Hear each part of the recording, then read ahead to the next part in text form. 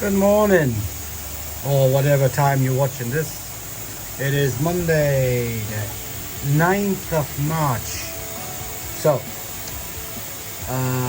as you can tell, my temperature is up a bit because we got milder weather. So, decided to bring it up from 18 to 19 last week, Monday to now. So the fish are getting more warmer water. Increase the feeding slightly, not much, probably an extra 10 grams or so, if that. So wanted to show you my filter. Some people were asking about it, some people were shocked that's all I had. So this is a 2 meter shower. Hopefully you can hear me, I'm in the filter house. This is a 2 meter double shower, 4-tier. I always like 4-tier because it's the velocity of the water dropping from the first tier down to the 4th tier as well. So there are 4 tiers, and as you can see behind there, 3 returns, which returns about a foot underwater. I don't know what that is in centimeters. I have no idea, but it's a foot. Somebody who is intelligent could tell you that. And you can see I've got my own water filtration plant going here. I'm not so good about keeping stuff tidy. I'm more concerned with results than keeping things tidy in that way. Let me remove this strap. There you go. So we got the strap out of the way. Right, so 4-tier double backy shower. There is roughly about 390 to 400 kgs of BHM in there, rammed in, absolutely rammed in. And so I run that there. And so that's the boiler. I've got my own Wi-Fi system in here because where it is located to the house, it's impossible to get a decent signal. So you can see the 3 returns. The drum that is here, it's a red label drum. You'd have seen that from the last video a couple months ago. And you can see the drum controller there. Few things that I keep to hand. Work on, which is good for cleaning the drum out, bacteria tablet sort of thing. And yeah, I always got the signage if ever anybody visiting, because it's made for short people. So anybody that's taller than 5'7" would struggle, 5'8" would struggle. So most people who are short could fit in here. The width is okay for me. Mike Snaden would struggle because he's a little bit wider than 3 foot there, so Mike would struggle to get by here, so he stands on this side. So anyway, there we go. So this is from the filter house. I'll take the light off and I'll go around to the pond, so which everybody can see there. So I think the feeder, because I've adjusted the amount, there'll be food in here. Yeah, there is. So. And for those of you, thank you for those new subscribers over there. Let's see if we can get up to the 1,000. I think I'm on 780 subscriber-ish, maybe 85, something like that. So this is an update on the koi filters that somebody was asking about. And being that I took a few days off this week, I'm going to do a bit of cleaning, tidying up, trying to get stuff tidy and things like that again. So the fish are feeding well. The new stock has been in now for about 5-6 days. Picked them up actually a week, last week Monday, the same time. And so there's nothing untoward. I can't see any problem whatsoever, so the fish seems happy. I don't treat unless there's a problem, or if I'm going away for like 3 weeks or so, then I would probably be tempted to run a potassium in the pond, just to knock stuff back as far as like bacteria and any sort of parasites that could be in the background and stuff. So to give you an idea, this fish that's right here, it's 84 centimeters. So and that one that's going there, it's about 81, 82. And yeah, they're doing really well. Lots of people commenting about this Asagi, and that's why one of the reasons to show you her. It's from Okawa. The Tanaka, Yuji and his brother, they didn't want to sell it. They were a little bit hesitant. It was their number one, but I managed to get it. It wasn't cheap, and by the time I brought it here with freight and everything like that, it mounts up. So some people are asking if I'm selling it. Everything here is I can sell for the right money. I don't sell anything cheap because my koi, especially now with all this COVID-19 and people not going to Japan and all this other stuff that's out there, it's going to be harder to get hold of decent koi because some dealers are not going no more until it's all cleared up, and we don't know how long that's going to be. So my fishing here, I don't really want to move on unless somebody's willing to pay the price that really is reflected.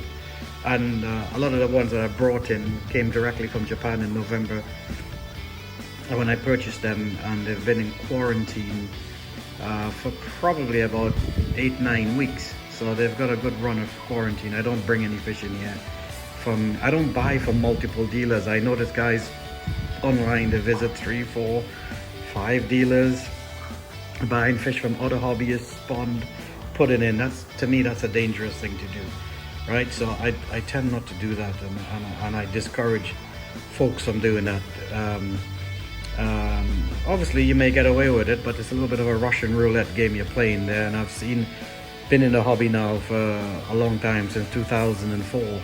So, and I've seen guys wipe out their entire ponds with either bacteria infection or some costia coming in, and you just don't know what you could bring in. And also you should know, whoever you're buying your fish from, what their quarantine procedure is. Quarantine is important. I do it with my discus. No fish goes into my discus tank without spending 9 weeks in a tank on its own, and same thing with a koi. Discus is a lot cheaper than koi. And a lot of guys just put fish in because they want to see it, and I wouldn't advise that you do that. Also, I would advise that you buy your fish from one source, possibly two. I now, as Mike is now, as everyone's know, he's now Yumikoi Japan.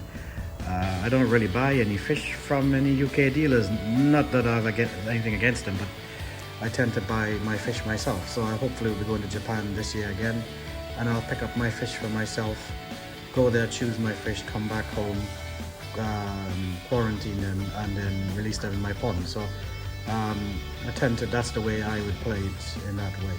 So this is just a short overview of the filtration, and the returns are behind there, about a foot underneath, behind that side there, and you can see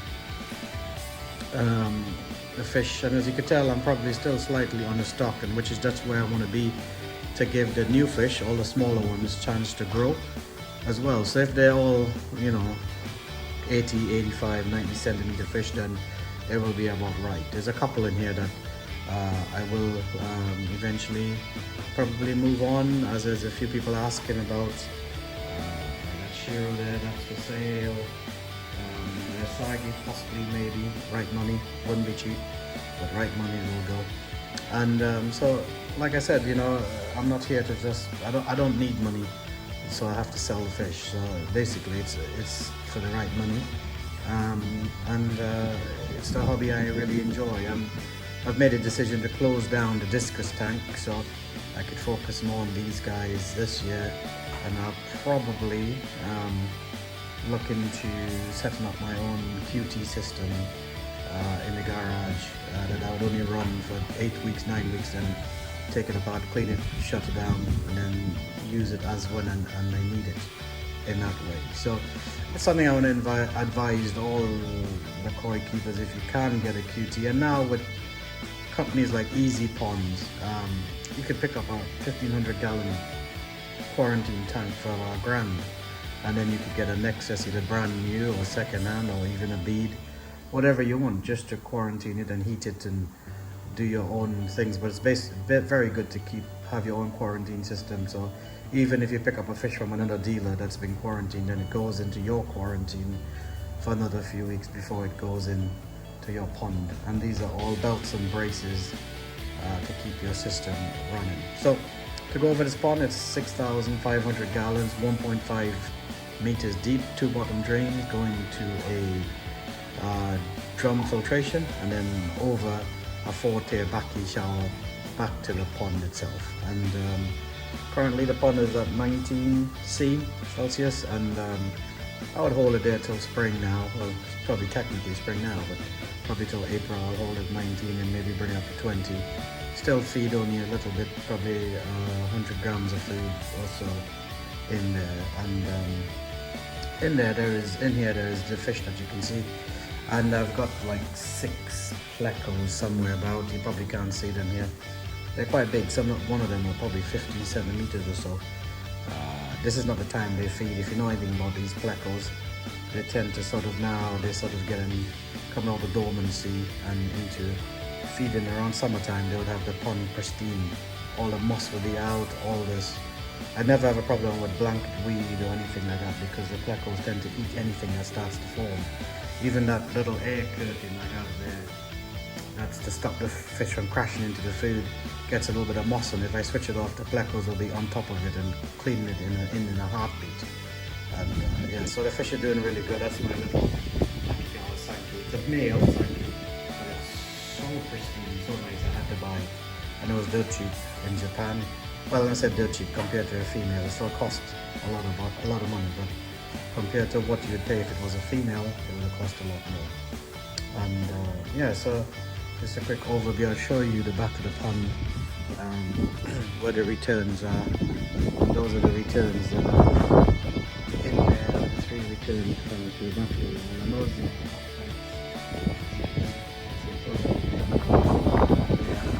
really just act like a protein skimmer in that way. So they're all doing pretty good. I don't know if you can see them there. So yeah, and like I said, if you enjoy these videos, I'll be doing some more videos.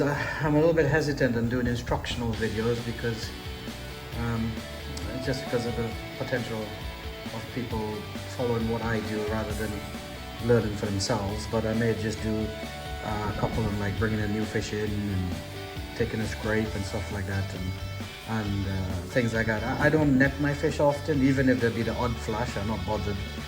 You might see the odd flash because the feeder's gone off, and when they eat they tend to get dust in their gills and stuff like that. I don't really then scrape them and net them. You cause more problems doing that. So I tend to have an overview look at them from a distance as well. From my bedroom window I can see them on CCTV camera that's recording 24/7. I can see them as well. And unless they're jumping out the pond and hitting the wall, I wouldn't tend to do a scrape whatsoever. Just leave them to it. And you know, in that way you cause less problems by continuously netting the fish. So if you want to know more about anything, feel free to comment. Don't forget to hit the subscribe button and also press that bell. The bell would alert you to more videos coming up. And so I'll sign out with making a look at my lovely Akigawa Tancho. How about that sign? There you go. Beautiful sign. Yume Heime, and a few other special coins here. So thank you all to the subscribers, and feel free to share this video with friends, and don't forget to comment. Thank you very much. Subscribe for more Rasta videos.